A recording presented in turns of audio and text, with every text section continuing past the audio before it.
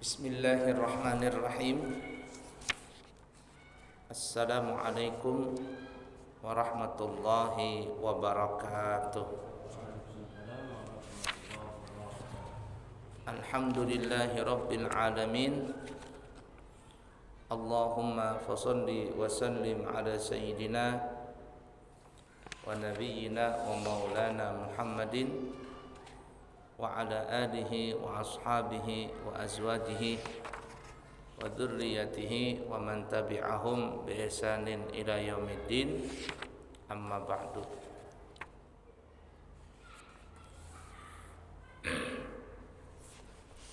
Mari kita lanjutkan pelajaran kita,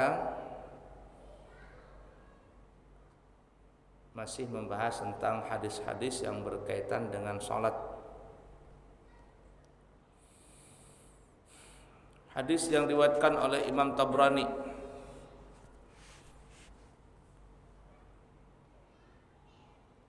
Nabi kita Muhammad sallallahu alaihi wasallam bersabda,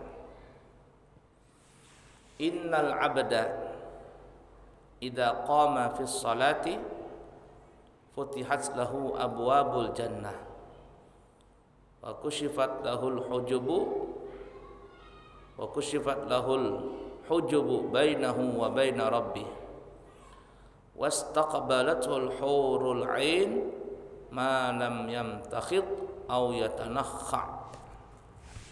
Artinya,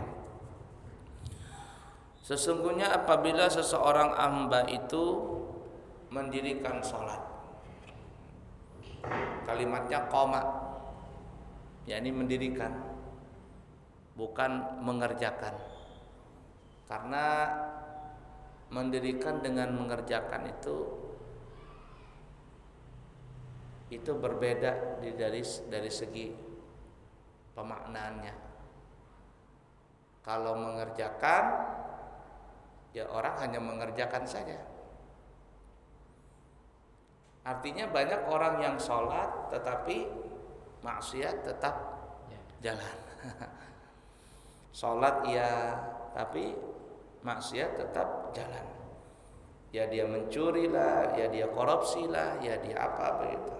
Itu cuman hanya mengerjakan sholat, bukan mendirikan sholat. Ada kemarin hari Jumat saya sholat Jumat karena tugas salah satu masjid, saya tidak sebutkan nama masjidnya. Jadi waktu berangkat saya dari pondok itu kurang lebih jam 11, sampai di tempat sholat di masjid itu kurang lebih jam 12, kan 1 jam perjalanan kurang lebih. Saya sudah nyangka dalam hati ini, sendal saya ini terlalu mahal kata saya. Ini sendal apa namanya, sendal kulit. Pas nyampe di masjid, dalam hati ini kayaknya sendal ini hilang nanti ini. Sendal ini kayaknya hilang ini. Jadi selesai sholat, selesai jadi khatib, semuanya selesai. Pas mau ngambil sendal, hilang kan sudah. Hilang gitu. Jadi panggil panitianya, "Pak, sendal saya hilang." "Oh iya Kak, Ustaz." Nah begini, masalah sendal saya biasa, sudah saya sering hilang sendal itu di masjid. Sampai nih masjid ini punya CCTV apa enggak sih, kata saya. Punya katanya dia. Coba saya mau lihat siapa yang mencuri itu. Bukan saya ingin mengambil sendal saya, biarlah yang sudah ya sudah. Cuman sampean punya masjid ini harus dijaga keamanannya. Supaya apa? Supaya orang yang sholat di sini merasa tenang. Sampai ini kan masjid pinggir jalan nih. Masjid pinggir jalan, betul-betul pinggir jalan, banyak perusahaan dekat situ. Katanya kalau seandainya orang datang ke masjid lalu sendalnya hilang, nanti orang Banjar jarak orang datang ke sini. Kapok nanti. Nah, kata saya, lihat CCTV-nya, nanti kita lihat siapa yang ngambil sendal saya itu. Nanti sampean tandain orangnya. Kalau memang orang sini yang mengambil, sampean bisa bertindak. Kalau sendal sudahlah, kata saya biarkan saja. Cuma saya kepingin tahu siapa yang mencuri itu, kata saya. Bukan untuk saya, untuk sampean, supaya jadi pelajaran. Saya bilang kalau di masjid lain di Jawa itu apa, di Jogja itu masjid Jogorian apa namanya itu, Nah, itu jangankan sendal, motor hilang diganti sama panitia. Kalau ada orang datang ke masjid motornya hilang, diganti sama pengurus masjid. Apalagi cuma sendal kata saya. Kenapa? Karena mereka menjaga keamanan 100%. Makanya masjid itu nggak pernah sunyi. Orang datang dari mana-mana untuk beribadah di situ, untuk studi banding dan sebagainya. Masjidnya nggak besar-besar banget, tapi yang sholat subhanallah membludak manusianya. Nah, akhirnya mana CCTV? Tunggu katanya. Akhirnya saya nunggu lama, mungkin ada 1/4 jam saya nunggu. Nggak lama keluar tuh pengurusnya. Maaf Pak Ustaz, ada apa lagi kata saya. CCTV-nya nggak ngangkat katanya, nggak ngerekam atau rusak atau apa kata saya. Nah ini satu pelajaran, sebuah sampean kata saya. Masjid sampai ini masjid pinggir jalan, masjid orang pesinggahan. Sampai harus jaga keamanan itu, kepercayaan masyarakat tuh. Supaya orang tuh nggak jerah di sini. Nggak jerah orang sholat di sini. Nah, yang kita ambil pelajaran tadi adalah ada orang sholat, ya tadi mungkin karena mendengar sang khotibnya ambillah yang baik tinggalkan yang buruk itu. Berangkat pakai sendal jepit, pulang pakai sendal kulit ya. Ngamalkan isi ceramah tadi. Nah, itu apa yang seperti itu? Nah, orang-orang seperti itu hanya mengerjakan sholat, tidak mendirikan sholat. Dan berapa banyak orang yang seperti itu, sholat tapi tetap maksiat, sholat tetap berjudi, tetap berzina. Ini hanya mengerjakan sholat. Tapi kalimatnya yang kita baca tadi hadis itu, idza qamal abdu, apabila seorang hamba mendirikan. Innal abda idza qama fi shalah, sesungguhnya seorang hamba apabila dia mendirikan di dalam salat. Mendirikan ini luar biasa. Kalau orang itu betul-betul mendirikan salat, bukan hanya mengerjakan, dia mengerjakan salat itu dengan karena cinta kepada Allah, mendirikan akhirnya, maka dalam hidup dan kehidupannya salat itu akan menjadikan kebaikan buat hidup dan kehidupannya. Sebagaimana Allah menyebutkan dalam Al-Qur'an, innas salata tanha 'anil fahsya'i wal munkar. Sesungguhnya salat itu akan mencegah daripada perbuatan keji dan perbuatan mungkar. Jadi kalau seandainya orang itu salat lalu dia merasa jijik untuk melakukan perbuatan keji dan perbuatan mungkar, tangannya, matanya, kakinya, mulutnya, semuanya terjaga daripada perbuatan keji, apalagi perbuatan mungkar, yakni perbuatan dosa. Disitulah salat tadi sudah mendapatkan nilai. Disitulah salat tadi diterima oleh Allah Ta'ala. Tapi kalau seandainya orang itu salat tapi tetap berbuat maksiat, itu menunjukkan bahwa salatnya itu tidak diterima oleh Allah. Tidak ada pahala di sisi Allah. Nah, kita kembali ke hadis tadi. Innal abda idza qama fis shalah, seseorang hamba itu apabila dia sudah mendirikan salat, apabila dia mendirikan salat, futihat lahu abwabul jannah, maka Allah bukakan bagi dia pintu-pintu surga. Ini terbuka hijab antara dia dengan Allah, terbuka pintu-pintu surga. Wa kushifa lahul hijab wa kushifa lahul hujubu bainahu wa baina rabbih, dan dibukakan antara dia dengan antara Allah. Bukakan apa? Dibukakan hijab dinding. Ada mengatakan 70 dinding, itu 70 tembok antara kita dengan Allah Ta'ala. Dibuka semua itu. Semuanya, pintu rahmatnya Allah, pintu dinding-dinding tadi terbuka. Artinya apabila seorang hamba itu benar-benar salat, maka insya Allah ketika dia salat itu, dia berdoa, bermohon kepada Allah, disitulah waktu yang mustajab antara dia dengan Allah. Karena dibukakan nih semua hijab-hijab. Wastaqbalathul hurul 'ain, dan bidadari pun menantinya bidadari. Wastaqbalathul hurul 'ain, bidadari menanti. Jadi ibarat kata bidadari itu sambil melihat, oh ini lakiku lagi sholat nih, suamiku lagi sholat, mudah-mudahan cepat meninggal jadinya. Artinya mudah-mudahan nanti di surga tamunya, cepat tamu di surga. Itu bidadari itu. Biar orang Banjar mengiau-ngiau dia, oh lakiku. Cuman kita tidak melihat aja bang. Jakanya kita ngelihat bidadari itu, tidak berhenti kita sholat. 24 jam salat terus. Kadang akun bulik-bulik lagi ke rumah. Nah, cuman tadi itu kan adalah sesuatu yang kita wajib imani. Kita tidak bisa melihat itu dengan mata kepala, tapi dengan mata hati yang tulus ikhlas karena Allah Ta'ala, itu kita bisa merasakan kedamaian tadi. Ya. Tapi ada syaratnya tuh. Kita bisa mendapatkan dari dia. Pertama mendirikan sholat, benar-benar sholat. Ya, pintu surga dibuka. Apalagi? Pintu hijab dibuka. Kemudian apa lagi? Bidadari nyambut kita. Ini syaratnya adalah malam yamtakhid au yatanakha. Selama orang itu tidak ingusan, tidak mengeluarkan ingus dan juga tidak berdahak batuk. Nah, karena kenapa? Karena ada orang sholat itu ya. Di sini jarang ya, tapi kalau ada orang-orang yang di Arab sana itu ada yang begitu. Kalau dia sholat ambil sapu tangan, ada begitu ya. Atau juga zaman dulu itu, karena zaman dulu ya maksudnya masjidnya itu nggak kayak kita. Kalau kita kan berkeramik sudah berkarpet. Kalau zaman dulu kan langsung ke tanah.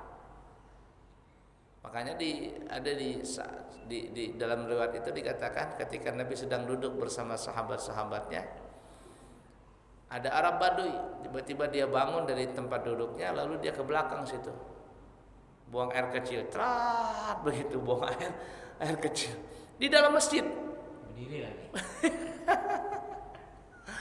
Masjidnya kan zaman dulu masih tanah begitu. Sayyidina Umar radhiyallahu taala anhu melihat itu anak di kampungnya Sayyidina Umar. Kata Nabi, ya jangan. Kalau dikejar itu orang Arab Badui, dia akan lari kemana-mana, akhirnya kencingnya nanti akan berhambur kemana-mana, terpeper kemana-mana. Biarkan saja. Setelah dia selesai kencing, lalu dipanggil sama Nabi. Para sahabat tuh semuanya pada melotot. Ini kalau Nabi, seandainya Nabi tidak melarang, sudah ini bincul kepala ini. Sahabat marah semuanya, masa masjid dikencinginya. Lalu dipanggil sama Nabi, ini orang Arab. Namanya orang Arab Badui, nggak tahu dibahasa, nggak tahu tata tertib. Kemudian Nabi menasihati orang Arab Badui ini, ya fulan, bahasa kitanya ini masjid adalah tempat beribadah kepada Allah, tempat yang suci. Kalau engkau ingin buang hajat, maka keluarlah dari masjid ini. Oh, kata Arab Badui, begitu ya Rasul? Iya, ini tempat suci. Jadi kalau mau buang hajat, keluar. Oh, jangan lagi dikerjakannya. Iya, kata dia orang Arabnya. Bahasa kitanya, iya ya Rasul, saya tidak akan mengerjakan lagi. Lalu apa dia bilang? Allahumma firli wa Muhammad. Ya Allah, ampun aku dan Nabi Muhammad, dan jangan diampuni yang lainnya. Cuma dua saja, ampuni aku dan Nabi Muhammad. Yang lainnya ya Allah jangan diampuni. Karena dia marah dengan sahabat yang lainnya. Lalu apa? Jadi kemudian Nabi memanggil salah satu sahabat, kata Nabi, ambil air lalu siram itu kencing. Tanah tadi disiram. Lalu sahabat mengambil air segayung, ibarat kata, lalu bekas kencingnya si Arab Badui tadi disiram sama sahabat tadi. Air itu kan meresap tuh ke dalam tanah. Karena zaman dulu kan tanah itu ya. Meresap ke dalam tanah. Setelah meresap, kencingnya juga meresap, didorong dengan air yang suci, sudah masuk ke dalam tanah. Nah, kemudian tanah itu kembali menjadi suci. Nah, ini bukan lagi berdahak, berkamih dalam masjid.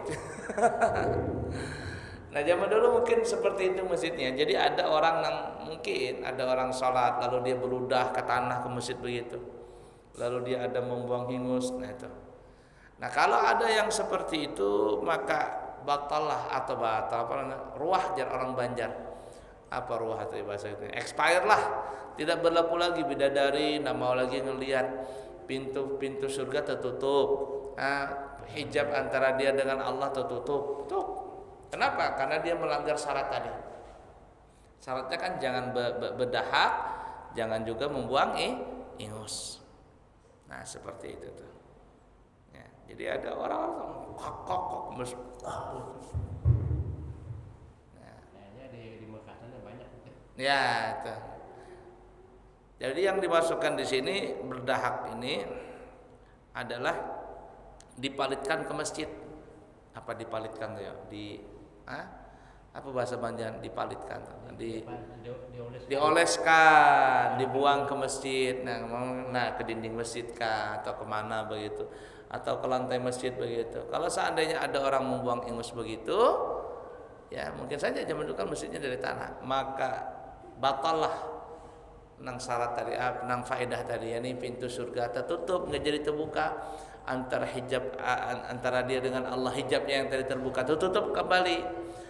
Bidadari yang tadi melihat, kataku lakiku ini jorok banget, dia nggak mau dia. Akhirnya pergi semua. Nah, subhanallah. Tapi alhamdulillah ya, kita ini insyaallah terkumpul dengan semua tadi itu, pintu surga terbuka, hijab antara kita dengan Allah terbuka, ya. Kemudian juga bidadari memandang kita. Kenapa? Karena kita insyaallah ketika kita salat kita tidak berdahak, tidak juga membuang ingus sembarangan.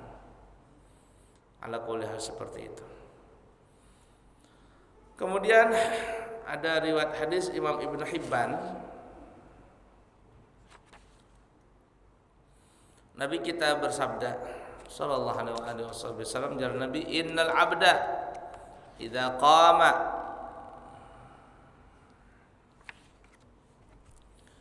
yusalli utiya bidunubihi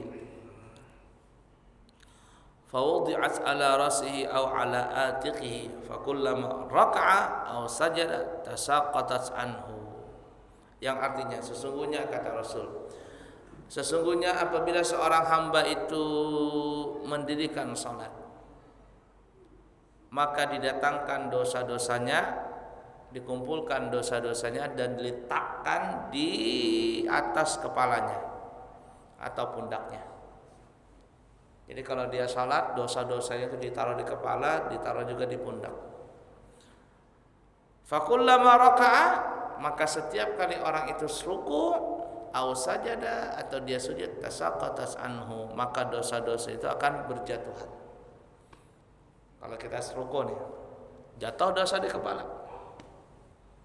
Kalau kita sujud, jatuh nang dosa di di pundak nih, guguran dia sampai nanti selesai salat, habis dosa kita tadi.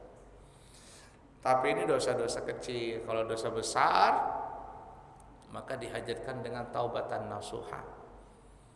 Nah itu ya. Jadi, tapi ingat ya, kalimatnya qoma, mendirikan, bukan bukan mengerjakan. Jadi kalau orang itu betul-betul mendirikan sholat, maka ketika dia selesai sholat, habis dosa-dosanya. Dosa-dosanya guguran semuanya, tergugur. Nah, itu ya. Di sini dikatakan kullama raka'a aw sajada. Begini ya, mungkin kita pernah bahas di sini atau tidak, wallah alam ya. Kita manusia ini, khususnya orang Indonesia, dari tubuh kita yang kita anggap mulia itu adalah kepala. Ya. Yang paling kita anggap mulia dari tubuh kita ini adalah kepala.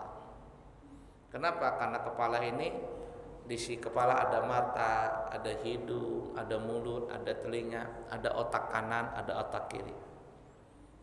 Saking mulianya itu kepala, maka biasanya raja itu dikatakan raja apabila dia memasang mahkota. Mahkota di kepala enggak? Kepala. Itu menunjukkan dia seorang raja. Mahkota raja itu dipakainya. Nah, begitu juga halnya kita. Saking kita anggap mulia kepala kita ini, makanya kalau kita tidur mesti kita kasih bantal. Jar orang Banjar Bahari pemali, kalau gurih kada bebantang. Pemali. Menaruh tangan aja di dahi begini, nah guring nah begini. Pemali jar orang tua Bali. Banyak dipikir itu. Nah.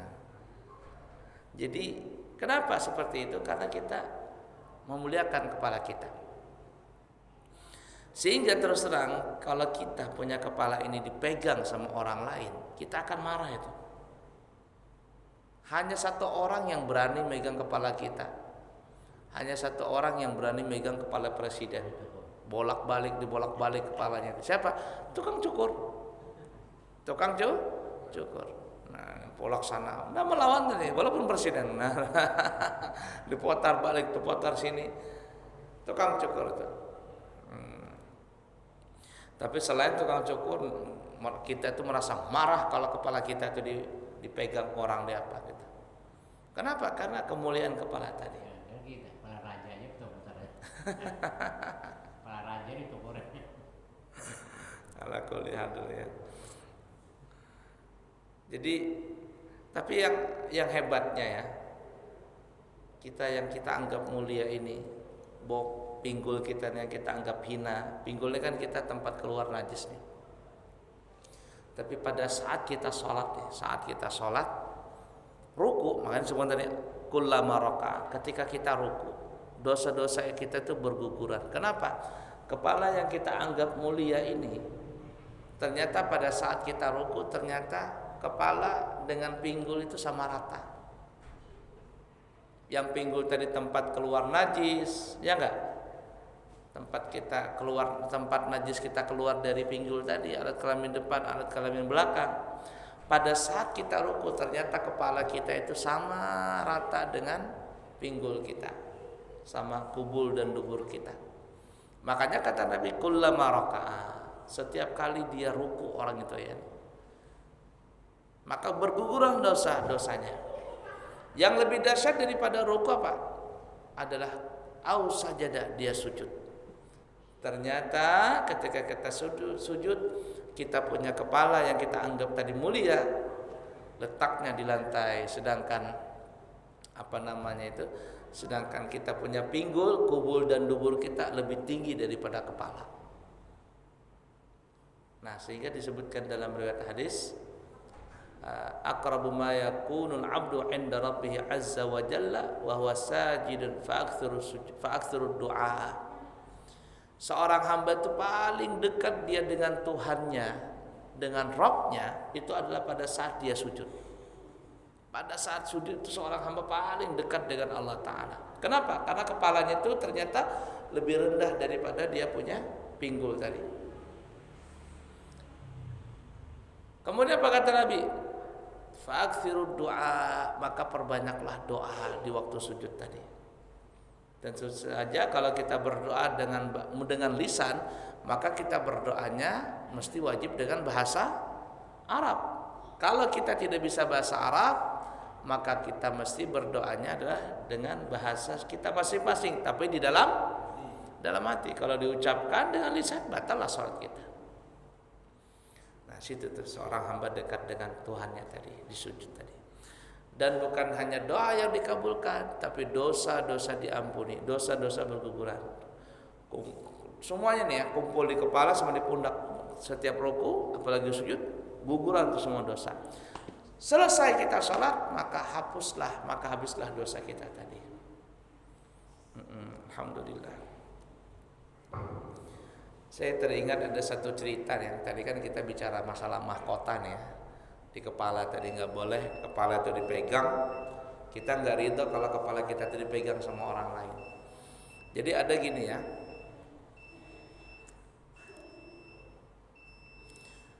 ada orang kaya yang ditakdirkan sama Allah tuh kaya.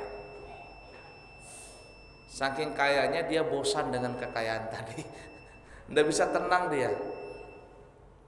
Dengan kekayaan tadi ternyata tidak menjadikan dia tenang. Orang pada datang ini, minta hajat ini, minta itu, tidak selesai nih. Lalu dia punya usaha itu kan selalu sukses. Tidak bisa tutup lah dia punya usaha, karena dicari orang terus. Kalau dia tutup saja, sudah orang ribut. Karena semua orang perlu sama dia. Akhirnya suatu hari datanglah orang ini kepada gurunya. Dia bilang, "Wahai guru, saya ini sudah bosan jadi orang kaya. Saya mau jadi orang miskin aja," kata dia. "Tapi saya nggak bisa miskin-miskin. Uang saya ini saya sudah bagi-bagikan. Bagi sana, bagi sini, tapi nggak bisa habis-habis. Datang lagi uang itu. Ya, saya sudah bangunkan masjid, sudah bagi fakir miskin semuanya. Ternyata apa? Dagangan saya tambah ramai, tambah laku. Saya ini tidak bisa mengelak dari kekayaan ini.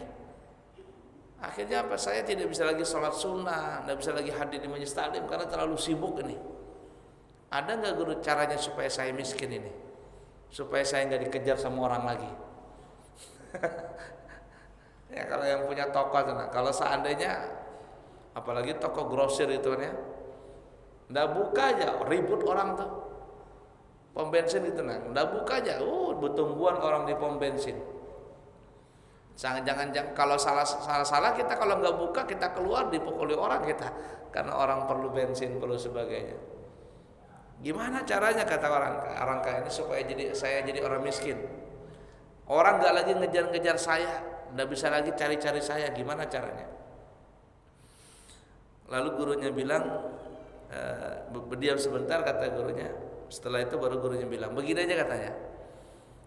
"Itu hari Jumat nanti kamu sholat di masjid itu, masjid kerajaan.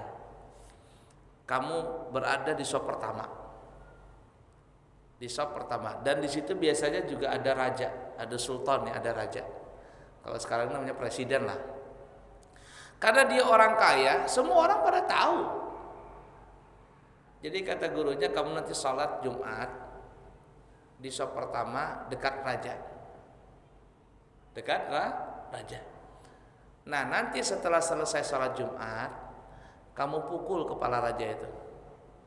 Kamu pukul. Nah, kalau kamu pukul kepala raja, kamu akan ditangkap, dimasukkan di penjara, dan orang-orang tidak akan lagi mengejar kamu. Dan kamu akhirnya enak ibadah dalam penjara." Ini gurunya aneh juga ngasih sarannya. Dalam orang tanggung, kepala raja, kepala presiden dipukulnya. Jadi katanya, "Baik guru, saya akan laksanakan itu." Saya akan laksanakan itu. Akhirnya sampailah hari Jumat. Si orang kaya ini dia sholat Jumat di masjid kerajaan, di masjid, ya kalau dia masjid keraton, nah Istiqlal itu. Datanglah raja. Karena dia orang kaya, dikenal sama raja, duduk dengan raja. Cuman raja nggak tahu nih, si orang kaya ini ada rencana jahat mau memukul kepala raja. Sebenarnya dia bukan jahat, cuma dia kepingin masuk penjara aja, cuma nggak bisa masuk penjara. Dia gimana caranya nih supaya nggak dikejar orang? Ringkas kata, selesai sholat Jumat, ya, selesai sholat Jumat, raja mau berdiri, dia memasang mahkotanya. Dia memasang mahkotanya. Ketika kepala raja itu sudah terpasang mahkota, orang kaya ini pun langsung berdiri, dipukul kepala raja tadi. Depak ya. Jadi pas memasang mahkota ini, dipukul kepala raja. Depak. Mahkota itu tergelinding. Ajudan raja ini langsung menangkap si orang kaya ini. Kata orang kaya, "Alhamdulillah ditangkap juga," katanya. Ya, ajudannya mau nangkap, mau mukul nih, ini kalau bahasa kita teroris ini. Kata raja, jangan dipukul. Justru orang ini telah menyelamatkan saya. Bingung nih ajudan. Tapi raja, kepalamu dipukul sama orang kaya ini. Iya, emang dipukul, tapi dia telah menyelamatkan diriku. Gimana maksudnya? Coba kata raja, kamu lihat di dalam mahkotaku itu. Ketika dibuka mahkota tadi, ternyata ada kalajengking.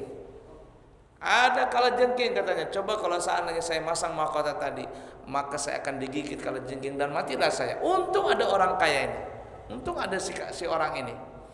Kata raja, terima kasih kau telah memukul kepalaku. Dan untuk imbalannya aku berikan kau harta yang banyak. Bukan jadi miskin, jadi kaya lagi. Akhirnya numpuk tuh duit sama dia. Datang lagi kepada gurunya, "Guru, saya tidak bisa jadi miskin, malah dapat banyak lagi duit dari raja ini." Apa kata guru? Syukurilah. apa yang Allah telah berikan kepadamu. Orang-orang setengah mati cari duit supaya kaya. Lah kamu, enggak kamu minta miskin malah jadi kaya. Nah itu ya. Jadi sebenarnya kata ulama, rezeki itu sudah ditakdirkan sama Allah. Tidak bisa tertukar kita punya rezeki itu. Kalau memang kita jangan orang bahaya, suratan takdir garis tangan kita memang orang kaya, bagaimanapun kita mau jadi miskin nggak bisa dia, nggak bisa miskin. Tapi sebaliknya kalau memang sudah memang garis tangan itu garis tangan miskin, walaupun kita berusaha ingin jadi kaya, nggak bisa kaya. Jadi ya terima nasib aja sudah. Terima nasib aja sudah seperti itu. Ya bukan berarti kita nggak boleh bekerja, kita bekerja, cari yang halal. Jadi bukan yang dicari itu bukan banyaknya, tapi berkahnya dari harta tadi. La ilaha illallah Muhammad Rasulullah sallallahu alaihi wasallam. Baiklah ya, jadi seperti itu. Baik. Berapa menit lagi? 11 menit lagi ya.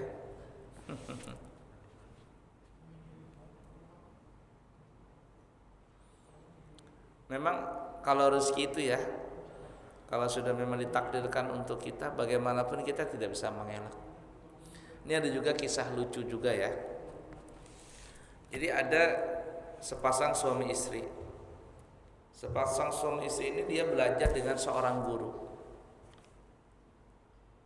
Jadi cocok nih, suami istri ini liurnya cocok belajar dengan seorang guru, gurunya juga wali min auliya Allah. Jadi suami istri ini bersepakat dia mau beli rumah. Hari demi hari dia menabung sampai terkumpul duit. Anggaplah sekarang ini 300 juta lah. Jadi dia rencananya kepingin beli rumah. Karena selama ini dia ngontrak saja. Jadi kepingin beli rumah, tapi mereka berdua ini bilang ya, suami istri katanya kita jangan beli rumah dulu, kita tanya guru apa yang pantas, uang ini kita apakan, kita beli rumah kah, kita apain, kita tanya guru, jangan bisa-bisa seorang. Itu kata ulama, seorang murid itu kalau seandainya dia memang betul seorang murid, maka dia tidak punya kehendak, dia serahkan semuanya itu kepada gurunya. Karena gurunya yang membimbing dia, rohaniyahnya itu guru yang membimbing. Guru itu tahu kemana muridnya arahnya. Asalkan nurut, tapi kalau dia tidak nurut, tidak bisa. Jadi subhanallah suami istri ini datang kepada gurunya, anggaplah punya duit 300 juta ini. Mereka cerita, wahai guru, kami ini telah menabung. Sudah berapa tahun terkumpul duit 300 juta, zakat kami sudah keluarkan. Rencananya ini kami ini mau beli rumah guru, mau bangun rumah, beli rumah. Bagaimana pendapat pian? Apakah uang ini kami bangunkan rumah atau gimana? Lalu apa kata gurunya? Itu nak, katanya, uang 300 juta itu kamu belikan kayu bakar. 300 juta itu kamu belikan kayu bakar. Kemudian kayu bakarnya kamu taruh di atas bukit sana, di atas gunung. Di Arab itu kan gunungnya bukan kayak gunung kayak kita ini, kayak gunung pohon. Di sana gunungnya gunung batu. Yang pernah berangkat umrah, berangkat haji itu batu semuanya di sana. Itu kayu bakar kau taruh di atas gunung, lalu kau bakar itu. Bingung suami istri ini. 300 juta dibelikan kayu bakar, dibakar. Jadi ngulang, guru, kami punya duit, kepingin mau bangun rumah 300 juta, anggap saja kan ya. Kata gurunya, belikan kayu bakar tuh duit 300 juta. Kamu dengar nggak? Belikan kayu bakar, lalu kayu itu dibakar di atas bukit. Sudah, bakar aja.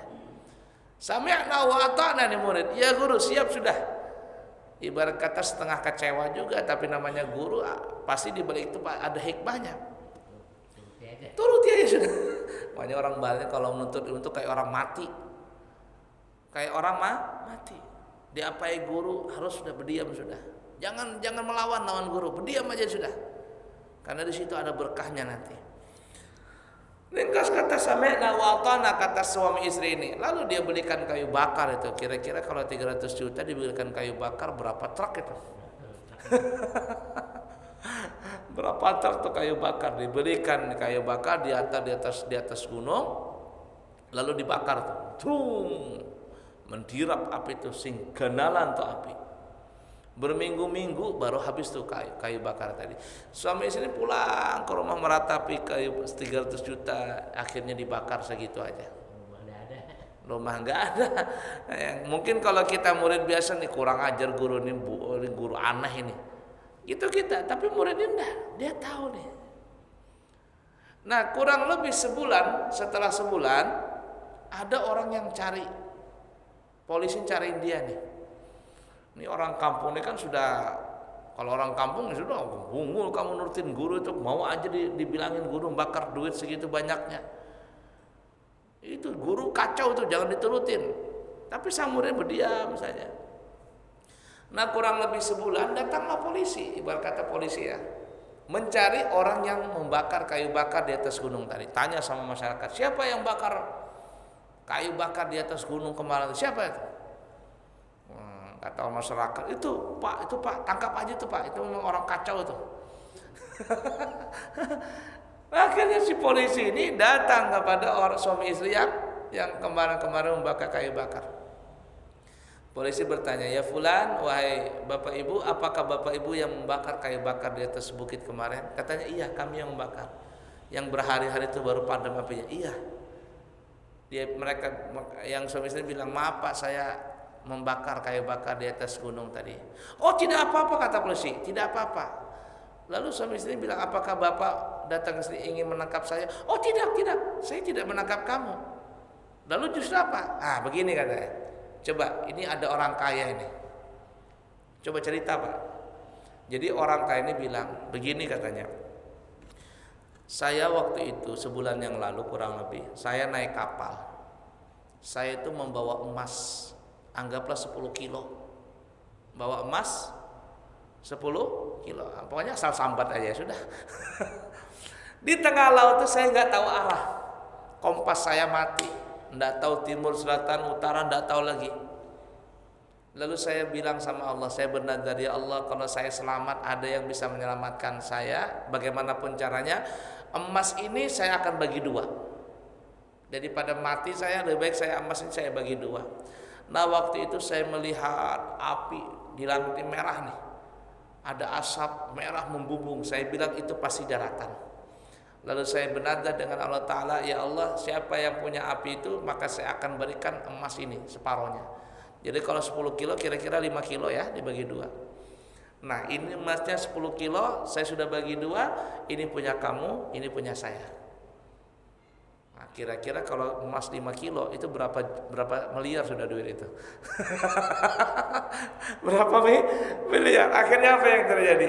Lalu sang murid ini suami istri datang kepada gurunya. Guru, terima kasih guru, katanya. Gara-gara bakar kayu bakar 300 juta, sekarang saya dapat emas 5 kilo. Kalau segramnya sekarang berapa sekarangnya? 700.000, kalikan saja. Bukan lagi rumah, kebun-kebunnya ditukar. Akhirnya gurunya dikasih, ini guru jatah sampean, bagi makin miskin, bagi-bagi. Tetangga yang kemarin jelek-jelekin supaya nutup mulut nih dapat semuanya. Subhanallah. Itu yang kita bilang tadi, kalau rezeki itu memang ditakdirkan kepada kita, bagaimanapun caranya pasti akan nyampe kepada kita, dan tidak pernah tertukar rezeki seseorang kepada orang lain. Jadi yakinlah Allah sudah menentukan rezeki kita ini. Baik, cukup sekian dulu, semoga ada manfaatnya. Subhanakallahumma wa bihamdika asyhadu an la ilaha illa anta astaghfiruka wa atubu ilaihi wa akhiru kalam. Wassalamualaikum warahmatullahi wabarakatuh. Allahumma inna nastawdika hadhihi al-ma'lumat ma ta'allamna min ulumiddin fa'arji'ha ilayna kullama nahtad ilayha waj'alna minal 'amilin bima 'allamtana wa sallallahu ala sayyidina wa maulana Muhammadin wa ala alihi wa sahbihi wasallam walhamdulillahi rabbil alamin. Taqabbalallahu minkum.